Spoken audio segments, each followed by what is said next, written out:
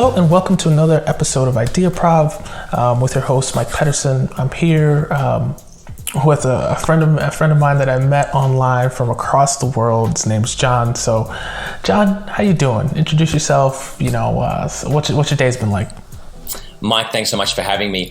Really great. I mentioned to you a couple of moments ago, you and I have something beautiful in common, and that is 1-year-old daughter. And the day for me started eons ago.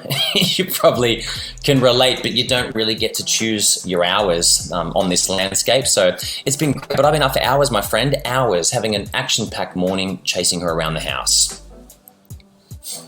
Chasing around the house it's a phenomenal experience. I know mine, she's just started walking maybe about 8 or 9, I'd say 8 or 9 feet, so probably like 2 or 3 meters by herself now. Wow. So she's really starting to step out there and kind of explore her world. So I'm sure you can attest it's a really fun situation. But it's a game changer.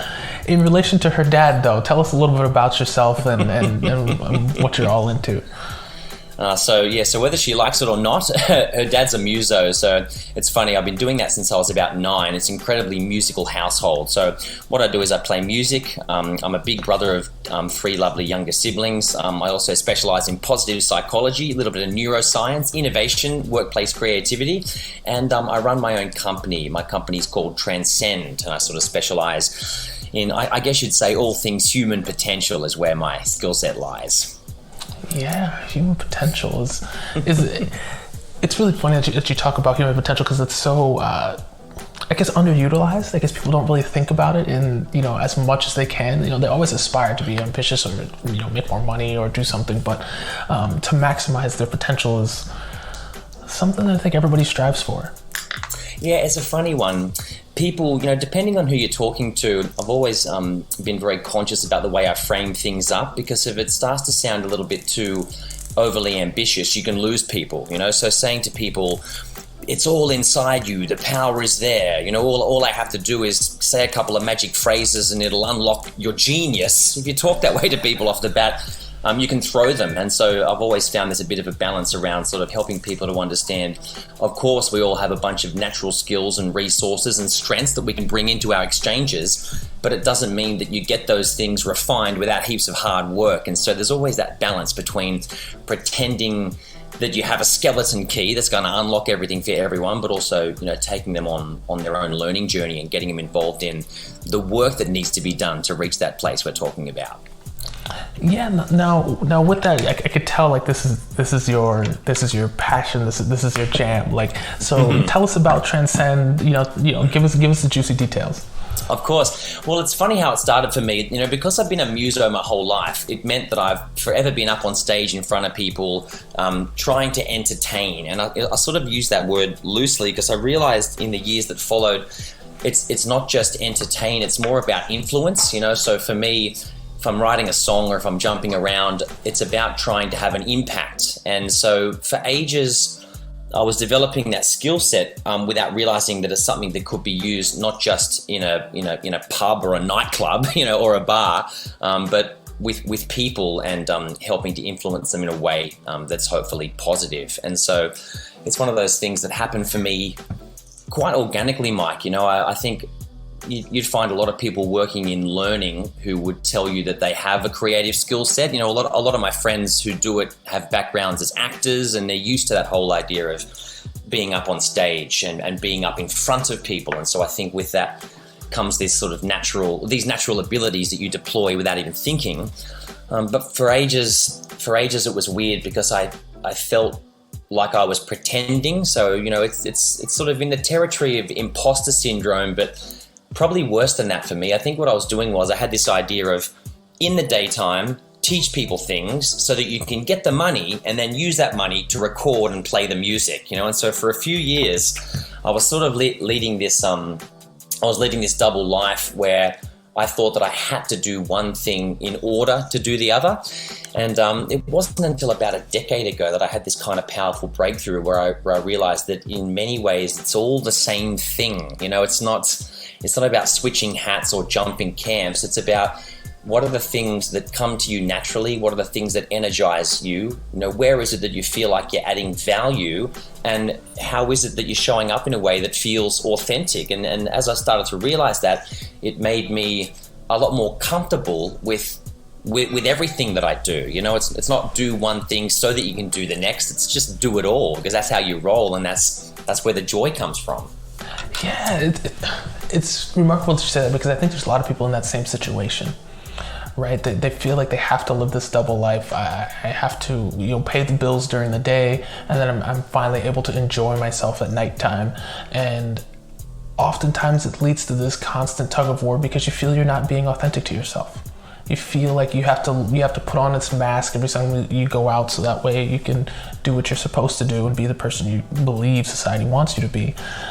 Meanwhile, in the background, you have this nagging and burning desire to do X, to be an actor, to be a footballer, to be whatever it is, and you just kind of have to go for it. So Transcend kind of does that on its own. Is it you? Is it a group of people? How does that work? So it really began as a one-man band, but I have a whole bunch of people in my network who I now gleefully refer to as business partners and downstream suppliers, particularly from a collaboration and a design perspective. So when it comes to the delivery, that's the thing that I do. I know that's where my sort of strengths are, and that's my preference. I get a lot of energy from being in front of people, and in many ways I'm that sort of textbook stereotyped extroverts. But yeah, Transcend is a solo enterprise, but with a lot of people sort of that I move in, I suppose, a territory of brainstorm, collaboration, innovation, and as I say, downstream supplying, particularly from a design perspective, because I don't always have time to sort of be at the laptop punching out the slides or refining the admin side of things. And so when I'm proper busy, when I'm in my peak periods, I'm doing most of the talking, and then I got people helping me with the with the back end stuff, so to speak. Oh, wonderful. Now, is it local to just Australia, or are you looking to go everywhere? Oh mate, I'm very, very mobile. I'm sort of happy to say that I've done some stuff in New Zealand, a little bit in Asia Pacific. I've got some business partners in the UK, and we're forever talking about doing stuff on each other's shores.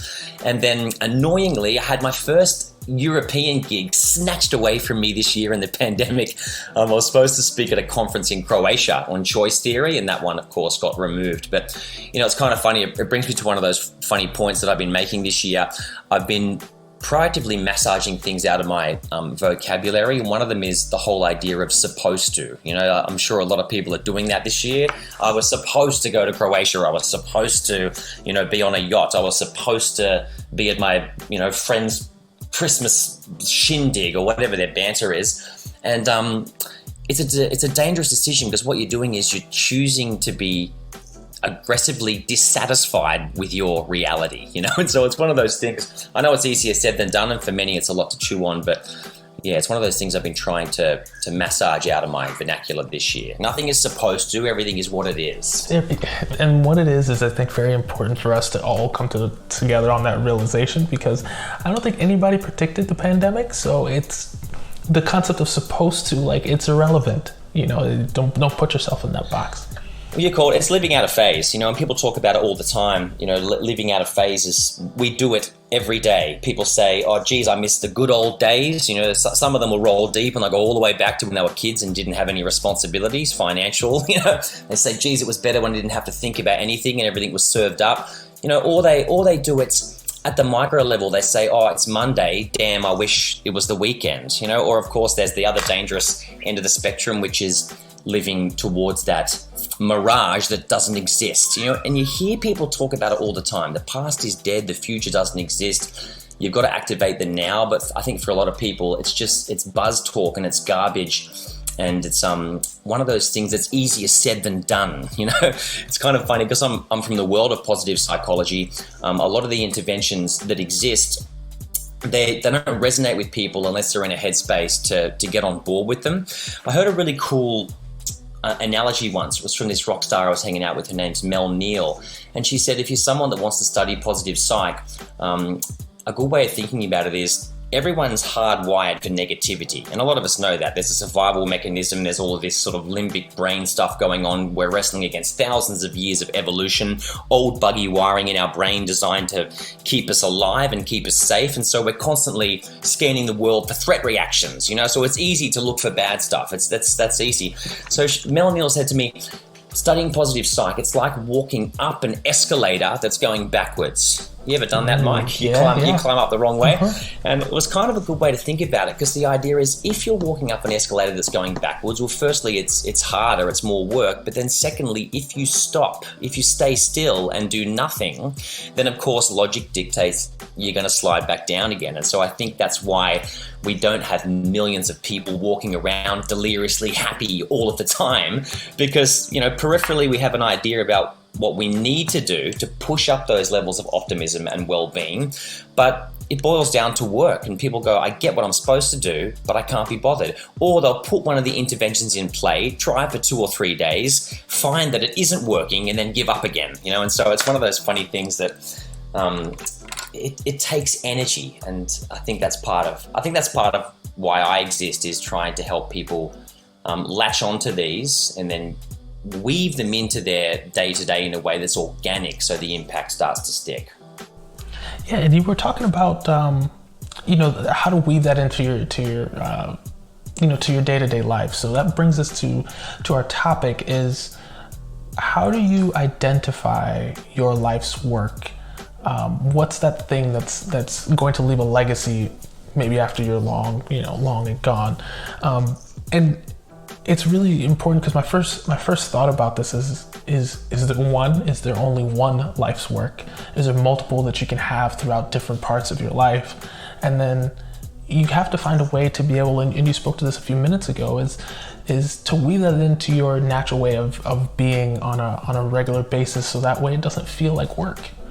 But to start off the conversation, how would you feel somebody would just initially get started on that? Just dive back to their internal values, see what's kind of important to them, and go from there?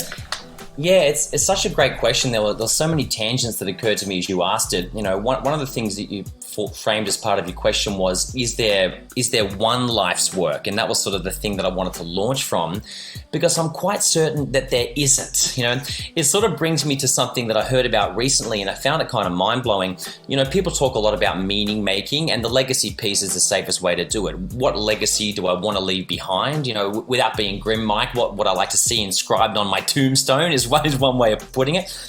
But I heard of a family friend recently who went to a funeral, and it struck her that there were things about the obituaries, or the speeches, for want of a better way of putting it, where entire sections of this man's life were deleted. They spoke about his early years, and they missed out some 3 or 4 decades, and then spoke again about his twilight years, so to speak.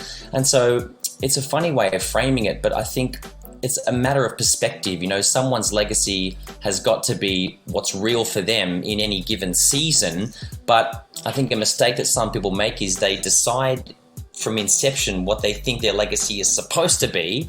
And then if their life unfolds on a different tangent, then they allow that to contribute to the idea that they failed, that they've let themselves down, that they haven't achieved what they were supposed to, versus people who say, hey, I've had multiple legacies spawned in multiple chapters of my life, depending on where I am and what my priorities are. I've seen some of my dear friends who are, academic, obsessed with their career, driven as hell to be ballers at work, and then all of a sudden they turn into mothers and their whole priority shifts. So, I think legacies are allowed to evolve. They should stay in a state of flux. And it's about the science of meaning making. It's funny.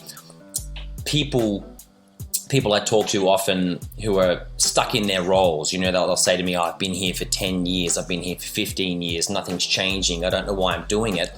And usually they'll admit to me that they've laid traps. They'll say, what happened was they kept throwing money at me and so I had to stay. Or they'll say to me, I developed this skill set that's only inside this industry, and so how could I possibly jump somewhere else? Even though I don't like it, this is all that I know how to do now. This is all people recognized me as. And I think the mistake, of course, is that they're not thinking about firstly, transferable skills and how diverse they are and how you can jump ship all over the place if you've got the courage to do it. But the other one is, have they spent time trying to connect their own personal values to what it is that their role is supposed to achieve? You know, and I talk about this with people all the time. It's such a vapid decision to say, I go to work to get the money.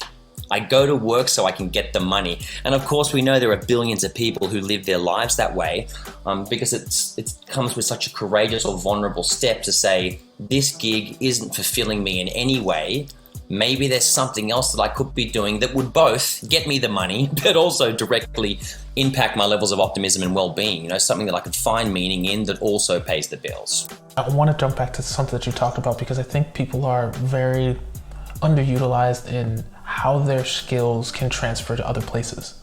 You know, they feel like they have this one bucket of skills, or they're, like you said, they keep throwing money at me, but finding different ways to use those skills. You know, you might have been, you know, a writer or something like that. And so originally you might have been writing columns or something like that, but that doesn't mean that you can't write reviews or change how you do that, or all of a sudden become a proofreader or an editor, or get out of the writing space and observe something in marketing or different. There's so many different avenues, and I think people are just unaware of how to pivot appropriately.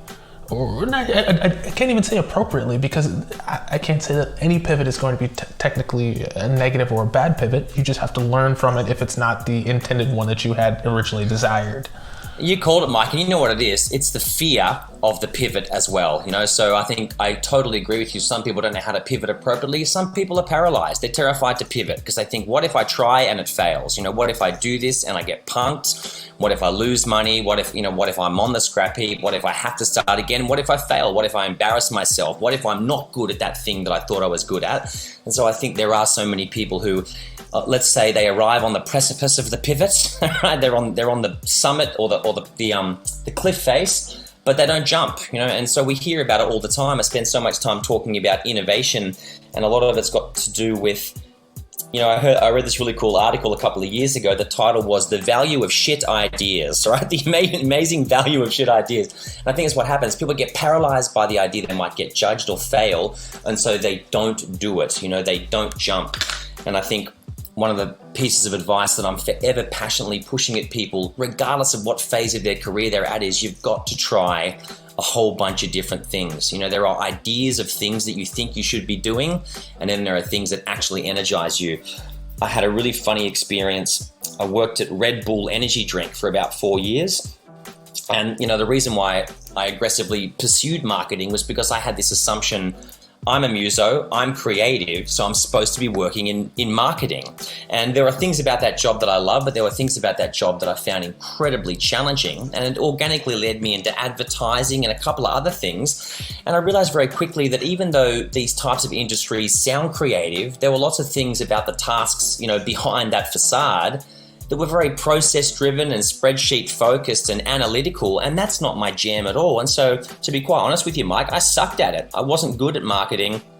I wasn't good at advertising, but how could I have possibly ever known that, you know, unless I went and did it? And I think that's sort of part of what I'm pushing here, is that you've got to try so many things. You know, I've jumped insurance, fin services, sales, finance, marketing, advertising, music, theatre, film, television, trying to work out what's the stuff that not just I'm good at, but what are the things that naturally energize me, that I look forward to doing, that I feel like I'm making a contribution in. Because once you find those things, that's the gig, you know. I saw a beautiful interview a couple of years ago from a person who was talking about his daughter who had been paralyzed. She was in a car accident on her way to work, and then she found meaning working in a childcare center. And as part of the interview, he was talking about his daughter and how much she loves going in to see these kids every day. And in essence, he just says she comes home in the best mood every day because that's what makes a person happy, enjoying their job. That's what makes a person happy. And I guess what you and I are both agreeing on here is you're allowed to have both. You're allowed to have the job that gets the money, but also allow that thing to be a thing that makes you happy. And if you're someone who's not in that situation, then you got to mix it up. You're one of those people on the precipice of the pivot, and you got to jump. Yeah, you have to jump. And I think the other thing, and you touched on it perfectly, is I think you also don't have to hold yourself to a standard that's unattainable as well. Like if you're going to jump, there's going to be times that you're going to fail. It's similar to how you ride a bike or something like that. You're going to fall down. This is what's going to happen. Like for you, it was plenty of things regarding marketing or finance or insurance. For me, it was, I wanted to do engineering for a little bit. And I thought for the longest time, like engineering was going to be my jam. Like I love to figure out things. I was super analytical.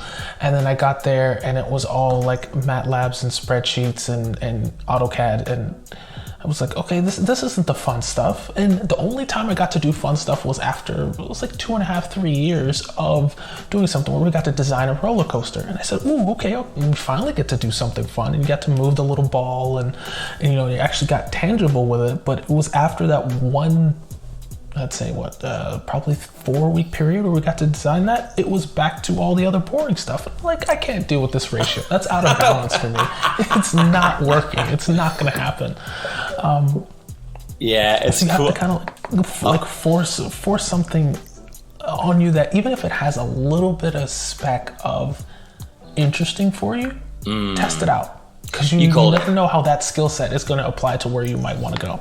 And I think it's really clever that you said ratio too, because it's absurd to assume that there's a job out there where 100% of the gig is perfect and you love it all. Of course, there are going to be parts of every role that stretch you, that you find challenging, that are draining, that are unpleasant. But I think ratio is a smart way of looking at it. So, can you say to yourself, hey, I enjoy 85 to 90% of this gig?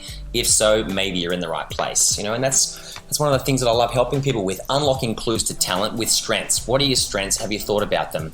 And are you in a role that lets you deploy them up to 75 or 85% of the time? And deploying them is another thing, because it's, identifying, what we're talking about is trying to identify those things that where your core values match the topic that you're good at or the action that you're good at, and there's also a need for it. So I'm thinking, how do you marry the three kind of ideas, right? So you know what your values are, you know what you're important. We've highlighted that. Now, like, how do you get, you're testing things out, you're trying to find out what you like. How do you get involved with those people and find out what you like? Is it just a spray and pray type of methodology? Do you think that there's a format, there's a method for trying to kind of like narrow down the focus, or you just kind of get involved in that scene or industry any way you can? Yeah, it's such a cool way to put it, the spray and pray. I think spray and pray has a bit to do with it. You're allowed to be strategic. You're allowed to say, hey, these are the areas that I'm going to spray and play in. But, it's kind of funny. It's about measuring it based on, people talk about value. Something that has value for you may not have value for someone else. And so often it's to do with how people are responding to it. A few of my really good mates work in comedy, and that's sort of the whole gig. You stand up, you say a bunch of stuff, you see which things people respond to, and then from that it starts to inform how it is that you weave together a show. So they might do 10 shows that are a bit average, measuring where people laugh and how it is that they react, and then from that they're able to take those 10 shows and massage it into one killer show, so that when they get to show 11, they're on fire. And so again, I guess we're looping back around to that fail piece. You've got to be confident that trying these things out, some of them are going to work, some of them aren't, but we're at that beautiful place. Our friend, I want to say Theodore Roosevelt, but it wasn't him. There's this beautiful quote, Edison, I haven't failed, I just found 10,000 ways that won't work. You got to get there. And so I think it's kind of cool. We seem to have a theme in play, but that's what it is. If it is spray and pray, it's a strategic spray and pray with lessons. Where are the places that I sprayed and nothing happened? How is it that people are responding? How is it that I'm driving or creating value based on the way people are responding to it, and allowing that to inform the place that you play in? Yeah, and you brought up a good point, is that like you can use the spray and pray method if you want, but I think it's more vital to, one, like we talked about, don't hold yourself to an exceptionally high standard, but then two, to review those decisions that you made, right? So create, if you're going to start something new, you're going to jump into a new industry, try a new role, see what's happening, maybe test it out as a side hustle. You can say, okay, I'm going to do this side hustle for 3 months. And then at the 3-month mark, step back and say, okay, what did I like about doing this? What did I not like about doing this? What parts of it do I like? Can I take from one area and give to another? Can I increase this? Is there a market for this particular sliver of what I try to do? And if none of it is what you want to do, well then screw it, go do something else. But I think you do have to take that time and that moment to dial it back and say, hey, let's review this to see if this still makes sense for me. Absolutely. What's working. And it's funny too, because on the other side of the coin as well, you might say, okay, there's this thing that I've been doing that seems to be adding value and people are responding to it, but I don't like it, or it's draining me, or I feel like it's not satisfying me, it's clashing with my values, it's feeling a bit soulless. So again, you might have found something that seems to add value, but if it's not adding value for you, then that's probably the wrong thing as well. And so it's the idea of being comfortable with being uncomfortable, and just that whole safe to fail experiment landscape. How many of the experiments am I willing to lop out until I really start to land on what it is that I'm supposed to be doing? And to that, how would you feel if somebody was going through this on a regular basis and they said, well, I found something that I'm super, I find super valuable, it's in line with my values, but I don't feel that there is a need for it out in the market. Yeah, it's interesting. How do you move through that? Yeah, well, it's so funny, because if you ask any artist that question, I'm sure they'd be able to pounce on it, because I've been playing music since I was 9 years old. I've been writing songs since I was 19. I have a mild underground fan base that exists mostly of my family and friends, and so it's one of those things where I would say to you, you can never abandon those things. If there's something that you love that fills your soul, that adds value, you can't stop doing that. It's about, what am I doing to ignite a bunch of different things that will allow me to do it all? And that's sort of, I guess it's a funny way to loop around on where you and I started today. Once upon a time, I thought that I was, but then I realized that it all starts to feed itself, and in its own way, it's all very much the same thing. So I would say never abandon that thing. Never abandon that thing that you love, that adds value for you. Just because it's not turning into coin, it doesn't mean that it's not enriching your soul in so many other ways that I could argue would be more profound. Yeah, and from a kind of a spiritual level, you spoke about it, is I think people have this misinformed perception that they feel like the values that I have are supposed to translate into my life's work, and then I'm going to struggle for 6 months or a year, and then all of a sudden I'm going to, finally hit it big and make millions of dollars because it's my passion, my life's work, and I'm going to write X amount of books and become a zillionaire. And then at that point in time, my entire world is going to be happy. It probably is not going to work like that, but at the same time, you have to find the fact that because these things are in your valuable wheelhouse, that maybe your quote unquote destiny isn't for you to be the next Jeff Bezos and be worth $1 trillion. But guess what? Every day you wake up, you're going to be pleasant and happy because you get to go out there and be your true authentic self as much as possible to the world. On the money. And we've all heard about how dangerous it is to be the type of person that only celebrates the goal and not enjoy the pursuits. There's so many people that are super successful that will tell you that once they get there, once they arrive at the summit, that they're miserable, because they were delaying their own gratification, or the idea that once they got there, things would be great. Then they land it and it's soulless, and so then they go, well, what's next? Or they say, is this all there is, or is this what I was striving for? And so I think that's one of those powerful breakthroughs is, sure, you're allowed to high-five yourself if and when you reach the goal, but if you're not enjoying anything about its pursuits, then you're making a decision to not enjoy the majority of your time. The sand is racing through the hourglass, and you've made a decision to have a shit time until it's just about to run out, which fascinates me. I was talking to my guitarist guitarist last week about this. We don't gig much in the pandemic, but even when we do gig, we only gig a handful of times in any given year, which means that 95 or 98% of our time in the project is about writing and rehearsing and recording music. So it's all happening, in the background. It's that whole iceberg illusion. It's all happening below the surface, and every now and then you might exhibit. And so I guess that's the point, is if you're not enjoying the work that builds towards the goal itself, then you're working on the wrong thing. You're wasting your time. I couldn't have said it better, because I think there's a majority of people that will say, for example, if you're writing a book, everybody loves to glorify at the end you have this wonderful paperback or hardcover book that you spent the last 5 years writing, that has this monumental, revelations for all of humanity to become better and, walk into the cosmos. And, it's this glorious mystical thing with the ray of sunshine coming from the stars above. But nobody ever talks about that 2 a.m, up with a cup of coffee, you can't get past chapter number 4. The writer's block there, or the fact that you feel like it's never going to get published and you can never get a publisher. It's those moments that you have to really love what you're doing to be able to continue. And so I guess my next question is, how do you know when you really love what it is, or if it's just a phase of what you're going through? or do you even know, or is it one of those things you just you test out? Well, you know what? It's kind of cool, because even if it is just a phase, if you love it, then what are you in the middle of there? You're in the middle of a love phase, and there's nothing wrong with that either.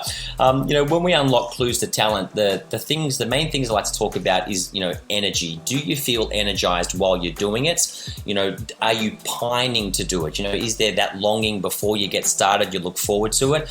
Once it's completed, are you pumped up? When it's over, do you feel like jumping around and climbing the walls? And then the other big one that gets chucked around a lot, and you might have heard the term, Mike, is the idea of flow. Flow is a fascinating thing. It's something that demands a level of skill, but what happens is when you're in the middle of it, the steps seem to come to you naturally in a way where you almost transcend yourself and you don't even realize that you're doing it. And then you lose time. You look up and you go, wow, I've just completed that task and I hardly remember doing it. And it's a funny thing, because people will say to me that they go through their whole life never experiencing flow, but it's a cool thing to look for, because if you find that you're doing activities that involve flow, then you're really tapping into something. And I've heard some cool examples, people who are skiers talk about it. So you might be shredding a diamond run, doing a 90-degree cliff with your snowboard, and you get to the end and you're scared and you go, whoa, that took 20 minutes and I don't remember doing it. I just smoked it without thinking. Guitarists talk about it, while they're shredding a solo, they kind of go out of their body and their fingers are moving, but they're not thinking about the fretboard or any of the fingering. And I spoke to a lovely lady 2 years ago who told me that she achieves flow when she's knitting, right? So she'll be there punching out a pashmina or something, and then she'll look up and this thing is knitted and it's in front of her, So I think these types of things are, trying to unlock clues to talent, working out, am I in the right space?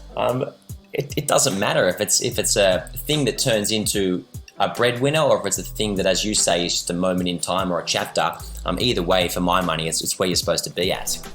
Yeah, and that was going to be my next point, because I've experienced that a couple of times, and there's a couple of different portions of my life in which I can get to that flow, that Zen state where everything makes sense. You're on top of your game. You're 100% prepared. You're ready, and you're excellent at whatever you do, and everything else melts away. Oftentimes athletes will get into what they call the zone, the same thing where they feel that they can't be stopped, and they just go off on these mountain things. Same thing like we were talking about with musicians, they just lose it for a minute and a half, don't even know where they are, and they just rip off something that's amazing. So I think what people have to kind of find is, what is that thing in their life that allows them to get in the zone? Maybe it's talking with other people. Maybe it's woodworking. Maybe they go into the garage and they hammer that out, and whenever they go there, that's their happy place. I remember I spoke with a friend. She said, hey, one of her happiest times is when she's reading to people. So whenever she's out there, she's like, and I found that it's in a couple of different settings. She's like, for some reason, imparting that wisdom or knowledge or story is just when I feel my happiest, right? So what she started doing is she started reading at libraries. This is, before pandemic, but reading at libraries, reading at nursing homes and stuff like that. And she's like, I don't know how to potentially, turn this into a lifestyle or occupation. I don't know if anybody can be a professional reader, but I said, well, you have people that narrate audiobooks all the time. Like that's a real thing, or voice actors. And, she was like, oh yeah, I never thought of that. I'm like, there you go. And so it's finding that flow that I think is super massively important for people to realize. And I think, like you said, a lot of people have never experienced that, which is really fascinating, because you would think at some point in time, like, that would have naturally happened to you. You just probably never knew it. It's fascinating, and that's why it's kind of fun to keep these things top of mind, because so many of the interventions in the world of positive psych, they make sense at a theoretical level, but they're absolutely garbage unless you put them into play. It was one of the things that I really enjoyed hearing from the start. On the very first day I started studying it, I remember the lecturer said, you can't get into this if you just want to understand the concepts and explain it to other people. This is only going to work if you start to massage it into your everyday, because the proof's in the pudding, and it starts to happen in a way that's far more organic, as people go, well, something must be in the water. What's going on with this person? Why is it that this is how it is that they roll? But you've got to be able to speak from your own experience. And so I think that's a lot of where it starts, is you've got to be self-analytical. You hear about the concept of flow, you say, cool, I get it, but now you got to spend the next couple of months going, does this ever happen to me at any point in any of my tasks? And if not, are there other things that I might want to get involved in to see if it happens? Yeah, that self-awareness, to be able to realize when it's happening, is the most important, because if you never understand when it's happening, you're never going to be able to capitalize it and use it. And it's amazing. I was going to say to you that the whole self-analytical thing, there's a guy named Nigel Marsh. He had this quote that I loved. He said something like, do you know there are billions of people leading a life of quiet desperation, working for jobs they hate to buy money to impress people that they don't like, which I just thought, so it's fascinating and so unnerving. But I think a lot of that comes from just having blinkers on. People get in this survival mode, and everything they're doing is because they have to. I got to wake up because the alarm went off. I've got to go to work so I can get the money. I've got to get the money so I can pay my mortgage. And then you look around and 40 years have passed by. There's got to be more to it. And I think the reason why for a lot of people that's all there is because they don't want to pick up the mirror. They don't want to spend that time on the self-analysis. Yeah, and the self-analysis is to figure out what's there. I think another point that we got to take those baby steps, because I get it, right? Both of us have recent 1-year-old daughters. Nobody wants to be without a job, living underneath a bridge with no way to pay for whatever. But you have to take the small steps that are a little bit, I don't want to use the word safe, but that are easier to fall down from, to come back from, to say that that's not there. Now, to pivot the conversation, the last one that I want to touch on is, how do you go about sharing this life's work so more people can experience it? With people, I guess, having definitely a different life's work or a different passion or whatever it may be. How do we go about best illustrating that to others so that way they can find theirs? Yeah, it's a funny one. Only this year and in the wake of the pandemic have I started to pay a bit more attention to trying to push my message in a way that's digital. It's kind of funny, when the pandemic first hit, I started punching out all these videos on LinkedIn. There was a period where I was doing sort of 3 or 4 a week. And then it occurred to me after a while, I couldn't work out, am I doing these because I'm trying to help people, or am I doing these because I'm bored and because I'm in my house and I'm going crazy, or am I, is it a marketing exercise, or why am I doing it? And so, there's got to be an authenticity to it. And so I think, the question I'd be asking is, why is it that you need to share your life's work? If you think it's going to add value, then absolutely go right ahead. But it brings me to this thing I read a couple of years ago, and I found it fascinating. It was the amazing breakthrough that people can have if they accept the idea that, or embrace the mundane, and I know it's kind of a funny way of putting it, but I think a lot of people in this age have this idea that they're not successful unless they're, up in front of people. They've got an enormous audience. People are clapping them. They're getting high fives. There are accolades. There are things showering down on them. But what that means is that if that's what you're pursuing and that's the only thing that equals success, then if things seem kind of humdrum or middle of the road, then you're a failure, or you haven't pulled it off. And I've got heaps of theories around why it is. Social media is a big one. Everyone trying to get their 15 seconds or nudge themselves into the spotlight. But yeah, I guess that'd be my answer, Mike. Do you need to? How far do you need to push that message? Because if your life's work or your level of influence reaches only the people in your immediate family or those around you that you care about, that you want to impact in a way that's to do with kindness and love, then maybe that's enough. Because the ripple spreads. It spreads out of you into someone that's known you, into someone else. We're tribal social creatures, and so it's a fascinating thing that for me, I wouldn't even overthink.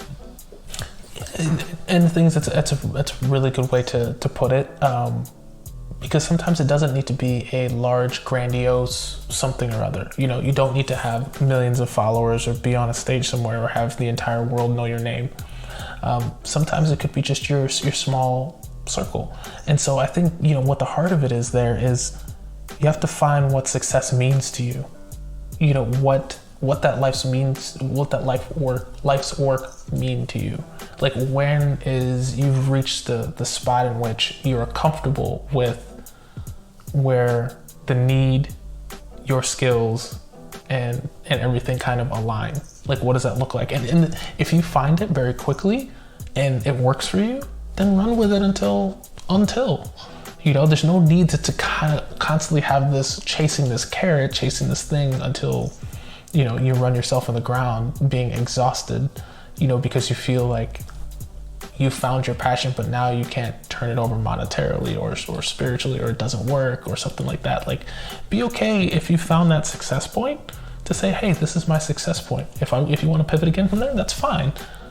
But just make sure that you understand where, I don't want to say your limits are, because I think that's a bad term, is find out where you're comfortable being consistent. That's it.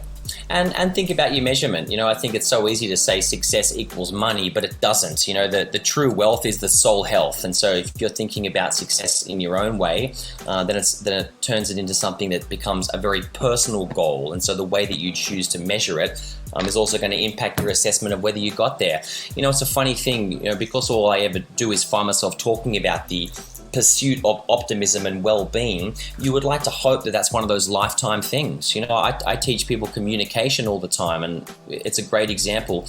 I'll meet someone who'll say, communicating, don't worry, mate, you haven't got to teach our people that. They already know how to do it. I always have to chuckle because, surely you would hope that becoming happier, becoming a better communicator, becoming someone whose well-being is rarely compromised, becoming someone who's resilient, who's agile, who can bounce back from adversity, who can navigate change. Isn't that one of those things that you would hope to never reach the summit of? You would hope that it's one of those lifetime endeavors that you're forever in a learning headspace for. I think it's the smartest way to play it. It keeps the whole thing a journey, and that means you never pause. You never get to pause and dust off your shoulders and say, hey, I did it. I'm refined. I am the me that is now going to get tattooed and stamped. You're on it. You're a work in progress. And that brings it back to like a full circle in which you have to enjoy the journey, right? Because if there's never going to be a finish line, then you just have to keep putting one foot in front of the other. Exactly. So perfect. I think you got a lot of good stuff here. Want to be respectful of your time, so I'm going to run down the top highlights here and let me know if I missed anything. Sure thing. First and foremost, when we're trying to figure out our life's work, a couple of things that we want to take into account are find skills that are transferable, that you can kind of test out on a regular basis to see what really works. The things that you enjoy doing, the things that are core to your values, that your structure that you're going to be happy with doing for the rest of your life. Find a good ratio in your next role, side hustle, occupation that you are comfortable in how to do those things. You're not going to find 100% in everything, but if you can find 70, is that good enough? If you can find 90, is that good enough? If it's 50, that's good enough. Just find what that ratio looks like to you.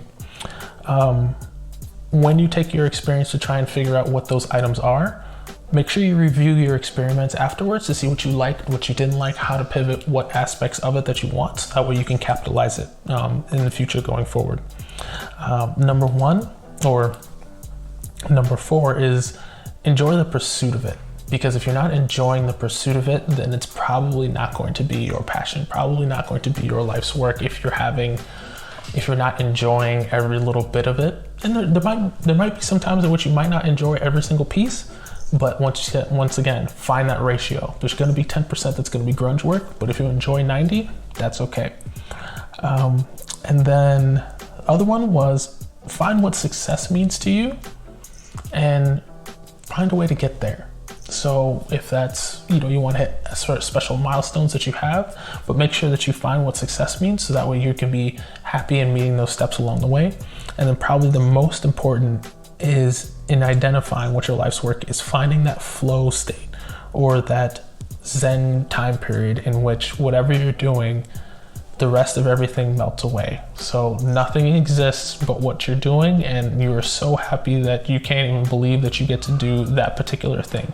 Because when you can do that and everything else melts away, that is your happy place. So find a way to do that as much as possible. On the money. And the beautiful thing about the flow state is it's something that gives you energy. So when I talk to places about it, I'll say to them, if you've got your people playing to their strengths, 75, 85% of the time, well, two things start to happen. One, of course, they're more productive, they're more efficient, they're better at their job. And so there's that sort of dirty bottom line business output that everyone's after. But the other more powerful thing, in my opinion, is it has a direct impact on people's levels of optimism and well-being. So they're happier when they're at work. And so you've got to think about the cultural impact, the ripple that resonates out of them into each other, into their teams, the company, and eventually the customer base as a whole. And surely that's what we're aiming for. Surely we're aiming for a gig where we know we get to play to our strengths the majority of the time. Playing to our strengths is what we kind of focused on. So I think this was perfect. We got 4 or 5 really good quality information and good nuggets of wisdom here. So John, I gotta say thank you so much for your time to be able to share this insight, share some time, and really give people a really good stepping stone and framework to be able to capitalize and find what they're all about. Michael, it was an absolute pleasure. Thanks so much for taking the time to hang out with me. I love Ideaprov and everything you're doing, and I hope this is the beginning of an ongoing friendship. Wonderful, me too. For all you listeners out there, thank you so much for joining us for another episode. We'll definitely put John's transcendent information in the description so that way you can kind of link in and get in touch with him if it's something that you want to dive into a little bit further. And stay tuned after the break for the Ideaprov Insight.